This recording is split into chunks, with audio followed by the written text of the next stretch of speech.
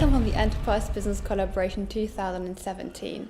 I'm Christina from we.CONECT and I'm really happy to be with Ross Tsagalidis from the Stockholm University.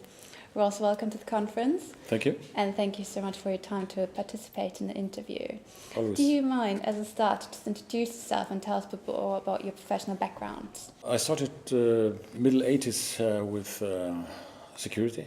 At that time was data security, they used to say, and then became IT security, information security, and so on. So almost all my life, or let's say 30 years, has been about security. But meanwhile, or between, I've been in different positions also as a director of a company within the medical and optical side, and then also a business area manager for products within security, also as a consultant manager or director for a consultant company. So it's been a rich, let's say, background and experience. And we just finished the World Cafes for today, and there's loads of interactive discussions.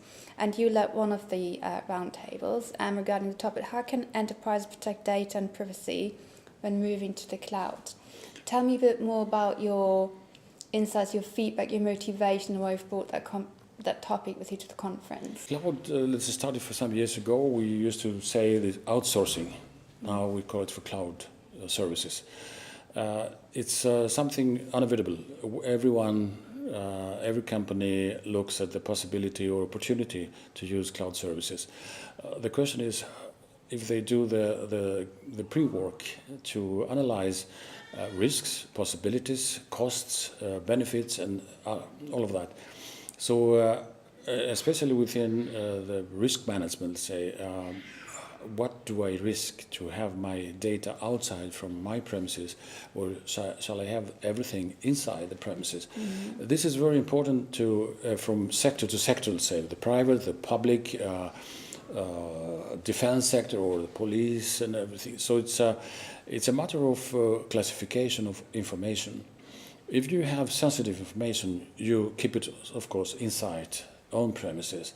But it's a small one, but then you feel, let's say, more comfortable that this is inside. Mm-hmm. Other information, you can have it in the cloud, beneficial in many ways. And that way, many companies, providers have a lot of security measures, or take security measures to protect customers' data. Mm-hmm. So there's no doubt that they have a high level security services to provide to the customers. But also, again, it's a matter of a good pre-work to make it the homework, as we say. Why should I do that? When I'll do that? To what extent, let's say. And I know you already mentioned it, all the decisions with regards to moving to the cloud depend on the industry and on the sector. But what do you think are potential possibilities and benefits of moving to the cloud? Again, there are a lot of possibilities, but it depends from company to company, I could say. It's very difficult to give advice. It's, let's say, good or less good for this and this sector. Again, I think the companies has to do the homework. What shall we do? How we will do that, and with whom?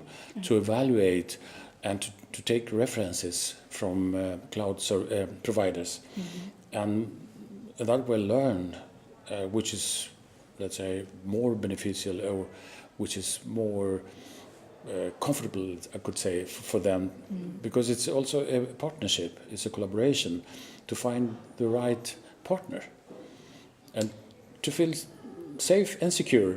And do you think, this is probably a tough one, but if you were to generalize a few aspects, how to choose the right collaboration partner when it comes to moving to the cloud, is there something you could generally say? The best way, of course, is to have an agreement, a legal agreement, which gives you a clear, I could say, picture of who is responsible if something happens.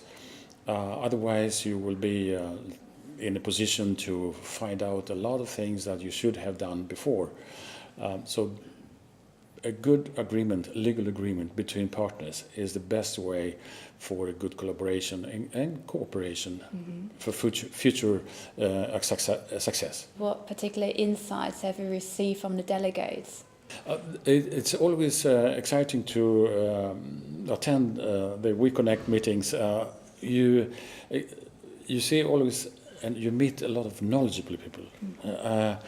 You can be, as I, 30 years, let's say, in the risk security area, and you just feel very comfortable with people who, even if it's not the area of business and operations, they have the knowledge and they have the interest to know more and get more information, and also give to share information. It's exciting. It's very interesting.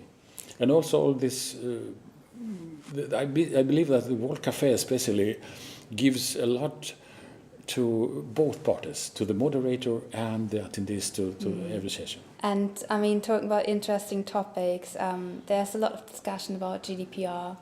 And what do you think actually happens when they finally come into action? GDPR is needed. It has been needed for years, I could say. I've been personally involved in other architecture, security architecture frameworks within the EU. The GDPR is an output, let's say, of this frustration, how they handle the personal data of people. I think it will help everyone.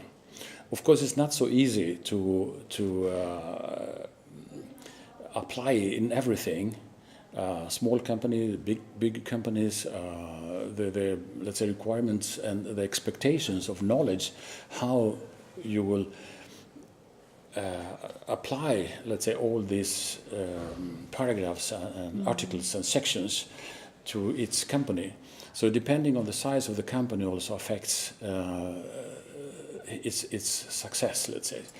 But it's needed to put some kind of direction how we will handle with this all digitalization we have in front of us, not only what we have behind and the legacy, but in front of us, to prepare for something we haven't done before. And what do you think some potential consequences could be for some enterprise when GDPR comes into place? I believe that with good advice and good advisors, good people, knowledgeable people within each organization as data protection officers could help organizations to be compliant, even if they are not compliant to the day of 18th May 2018, they will try to have something in place and continue to this work and help, let's say, people inside, internal,